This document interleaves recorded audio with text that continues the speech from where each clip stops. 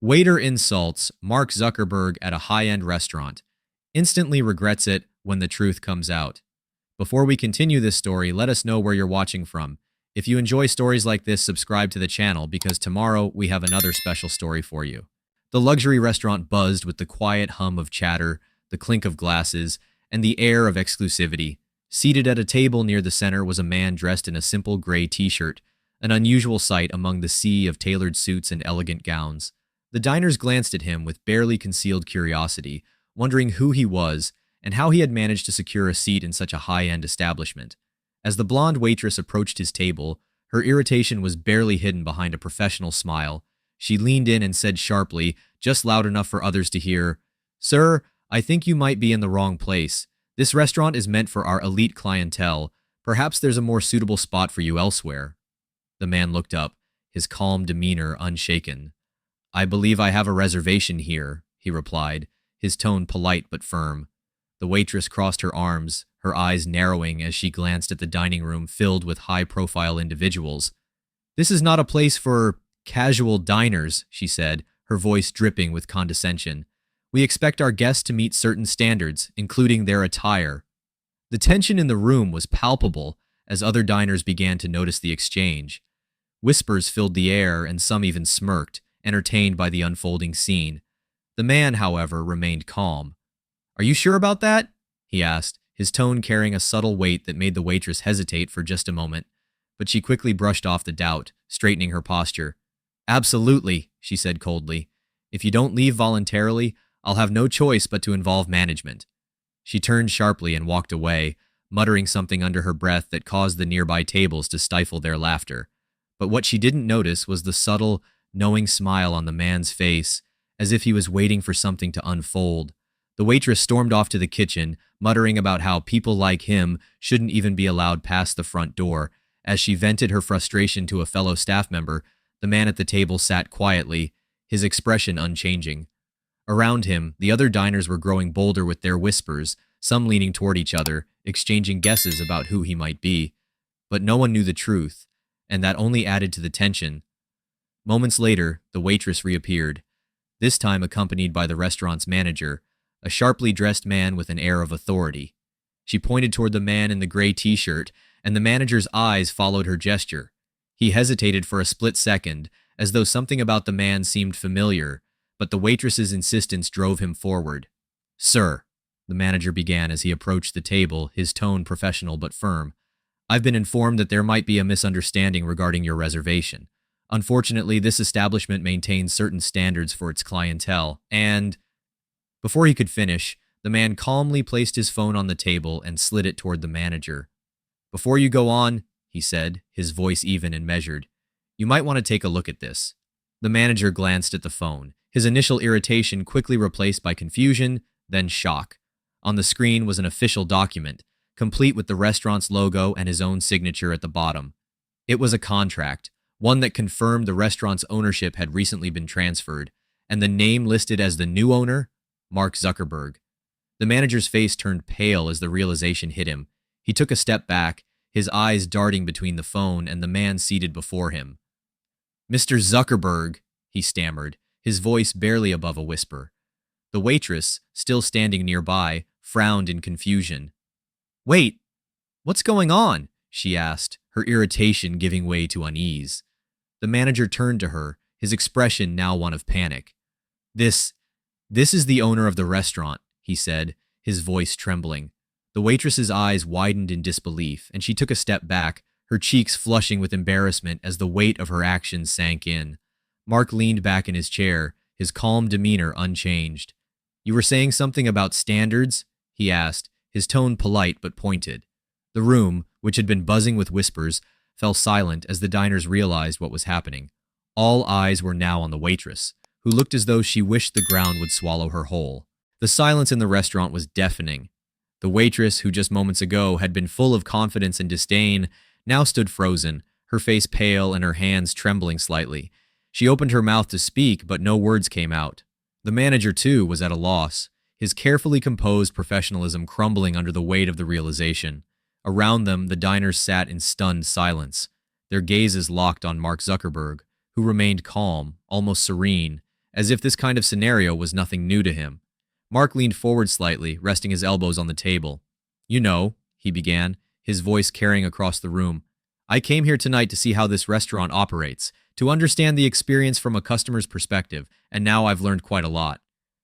The waitress's face burned with embarrassment. "Mr. Zuckerberg, I didn't know," she stammered, her voice cracking as she struggled to explain. I didn't realize." Mark raised a hand, cutting her off gently but firmly. "And that's exactly the problem," he said. "You didn't know. You didn't realize. But instead of asking or treating me like any other guest, you made assumptions. Assumptions based on appearance, not respect."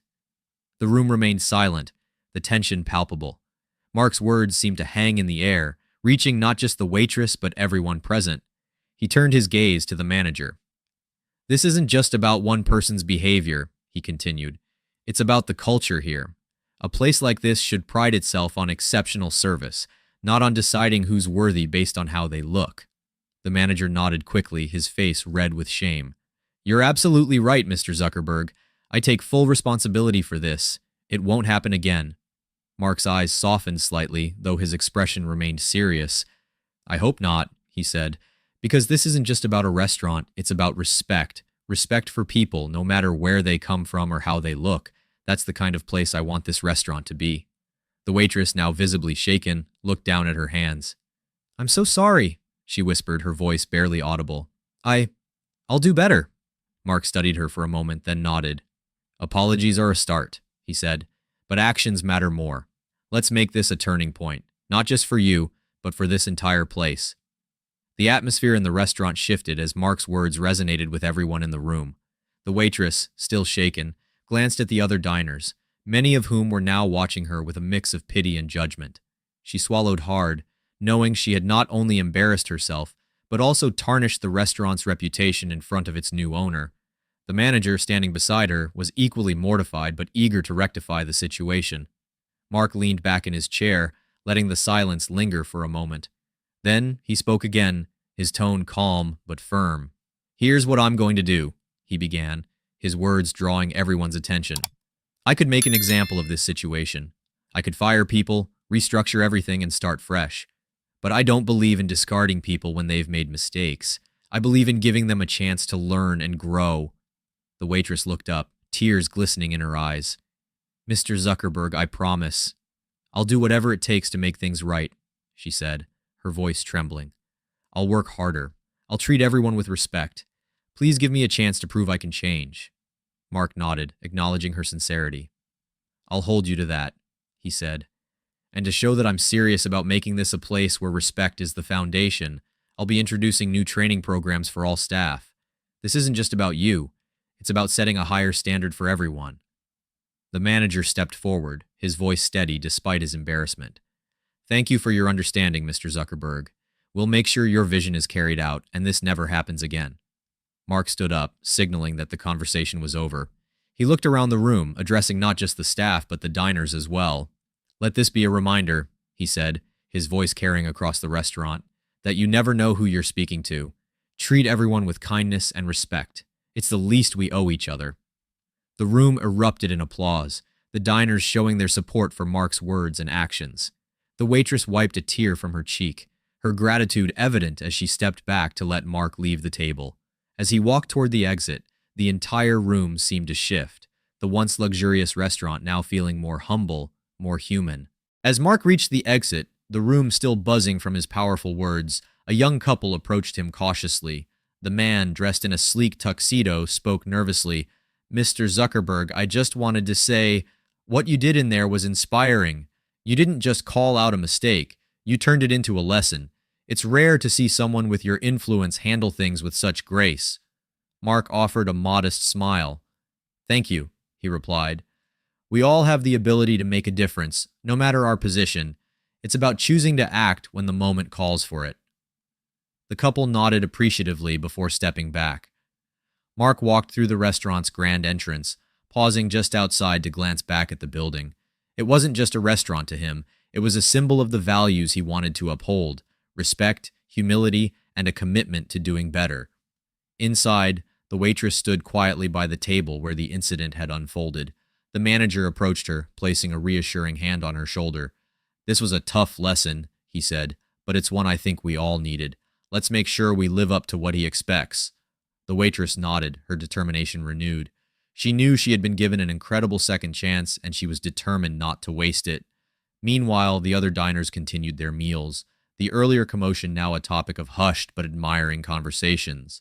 The restaurant, once a place of exclusivity, felt like it had gained something far more valuable, a sense of accountability and purpose.